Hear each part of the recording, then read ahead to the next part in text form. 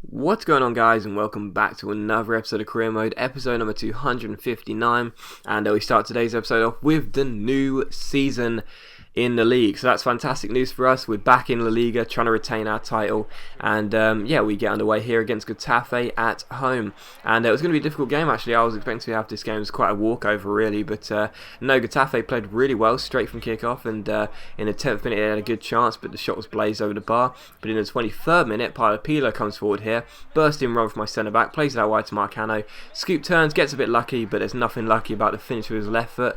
Seems to be a theme, doesn't it, cutting in on his left foot there to take the shot. But yeah, Marcano with the goal, and finally the celebration looks good for once. So yeah, Marcano scores, and that's good news for us. But an injury time in the first half. Trouser man chips the ball over to Marcano here, takes aim on the volley, but it's a good save by the goalkeeper. So still 1-0, but in the 76th minute Getafe came through. They played the ball all the way back, and I was like, what the hell are you doing? Seriously, there's no way you're going to come through from that.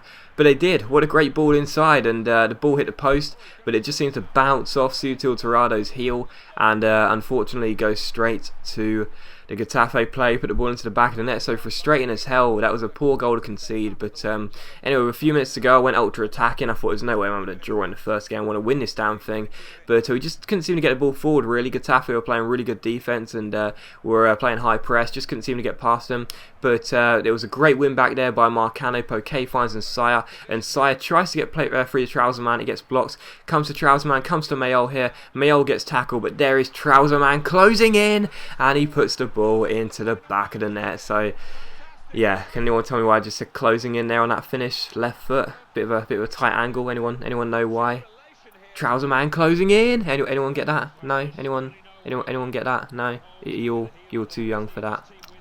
Yeah, it's a bit of commentary if you don't know. It's one of the best pieces of commentary out there, but never mind. I love that commentary. But yeah, anyway, the game finishes 2-1. Trouser man to the rescue. There's my title, Trouser man to the rescue. Well done me. And yeah, the game finishes 2-1. So yeah, what should I choose? Trouser man closing in or Trouser man to the rescue? Trouser man to the rescue. That's the title I want. That's a good one. But yeah, anyway, it finishes 2-1. And yeah, that goal just reminded me of that goal by I'll tell you, it was a Liverpool player that scored it. You can take it from there. A Liverpool player that scored it, but reminded me of that goal. But anyway, Pilo is off to Real Madrid. 53.5 million now. So I'm having a little bit of a panic attack here because I didn't expect it, you know. Pilo is off to Real Madrid for £53.5 million. In the last episode, you saw me jokingly ask Real Madrid for £53.5 million, and they went and offered it. So that was funny. That's more than my valuation. I thought he was worth 40 million at max, but no, £53.5 million for my Italian centre back. There's a little bit of disappointment because he's gone to our bitter rivals, and that's never good to see. But even so, it means we've got to sign a new centre back now because. Of course, we got what's his face, Sutil Torrado, but we don't have another centre back partner for him, so we need a new one now to have a completely new centre back partnership. But I went in for one of our old players, El Qatari. He's an absolute machine, the complete centre back, my favourite centre back I've ever used. I thought we're rounding down FIFA 13 now, so we may as well sign some old players if we want to, and no one's going to really bat an eyelid. And also Medina Luna, he's Spanish, he plays for Bayern Munich, 84 rated, looks pretty good. And I also thought with the money we'd inquire about Ruben Cruz Torres, because if you're going to take all of our players, I want to take yours as well. It's ridiculous. So yeah, it was just so funny. I wasn't expecting it at all, you know. And when that news came in, I was like, what? Seriously? But anyway, he's gone, and that means for the next game we had to use Bruno De Rosa, who's a good centre back, but he's not even in the 80s. So that's kind of frustrating. But anyway, we take on Mallorca here. Of course, we saw them off in 2 legs in the Spanish Super Cup to win the first trophy of the season, so I thought this would be a pretty easy game. But he see Grimaldo in the second minute go through, lovely cross to the far post, but what a save by Sergio Asenjo, our former goalkeeper, to deny poke at the far post. And straight after half-time, Leon Brito finds Nsaya here, and Nsaya with the scoop turn gets past his man. Lovely play from Nsaya, comes through, takes aim, but once again Sergio Asenjo stands big for a pretty small goalkeeper and keeps the score at 0-0. And in the 56th minute, Marcano comes through here and finds Leon Brito. Brito down the right hand side, crosses the ball into Diaz de Sorio, and again Asenjo makes a wonderful save there, and the the only moment of misconcentration from Asenjo was when he came for that free kick, didn't get anywhere near it. But Marcano couldn't steer the ball into the back of the net, so the game finishes 0-0. Not sure why our players were celebrating Uray's clean sheet, because what a game Sergio Asenjo had, and unfortunately we dropped points for the first game of the season, second game of the season, and that is never good. So yeah, 0-0, glad for a clean sheet, but even so, not good indeed, because I thought we could have won that game, and should have won that game, but Asenjo was on fire.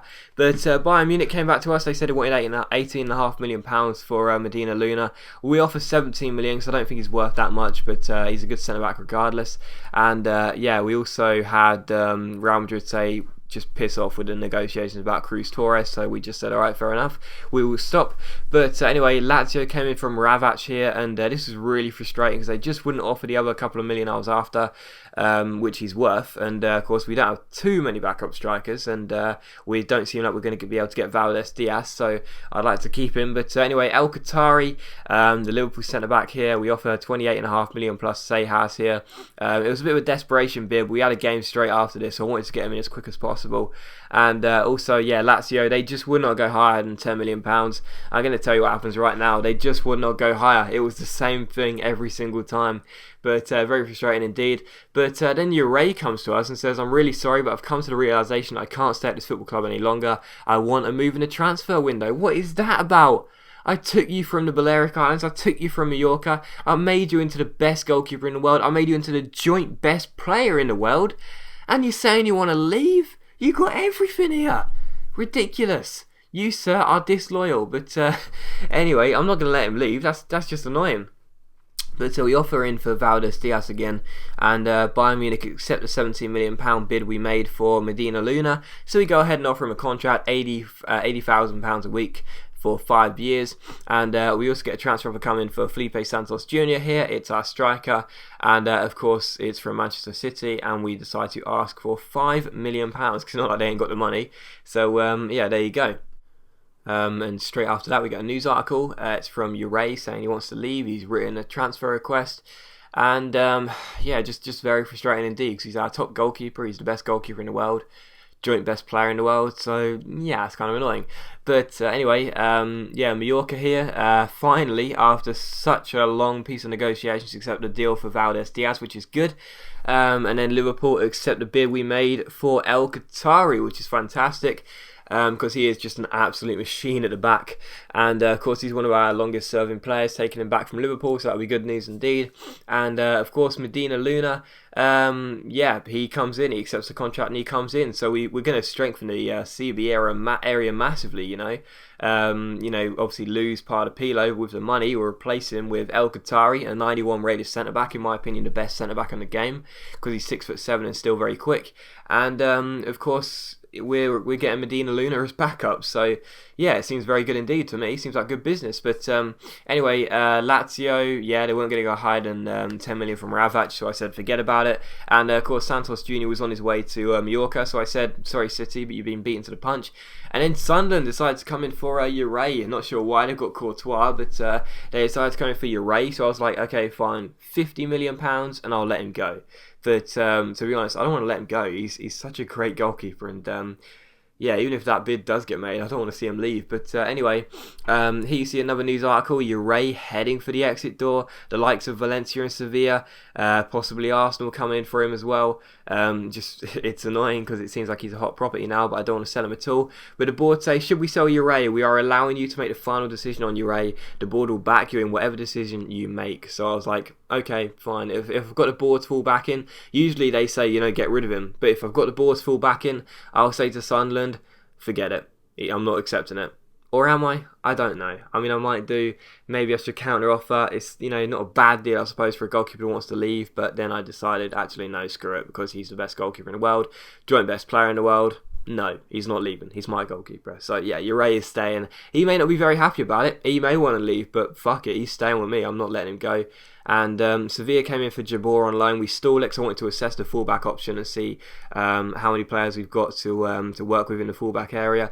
And also El Qatari comes in, £28.5 million plus Seijas.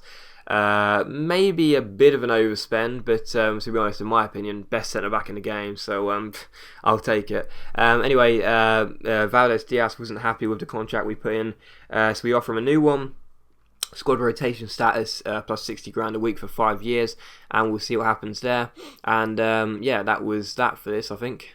I'm not sure. Was it? I'm pretty sure it was. Was it this for this series of emails? Oh yeah, Mravac, yeah, Lazio said they're not going to come back in, which is fine, because screw it, if you're not going to come back in, you're not going to bid another £1 million, forget it. But anyway, I assessed the fullback option, and it seems like Jabor is perfectly fine to go, because we've got enough players in that position. But as always, guys, thanks for watching today's video. I really hope you enjoyed it. If you have, please leave a like. And yeah, I'll see you for the next episode of Career Mode very soon. That was really fast. I hope you understood that.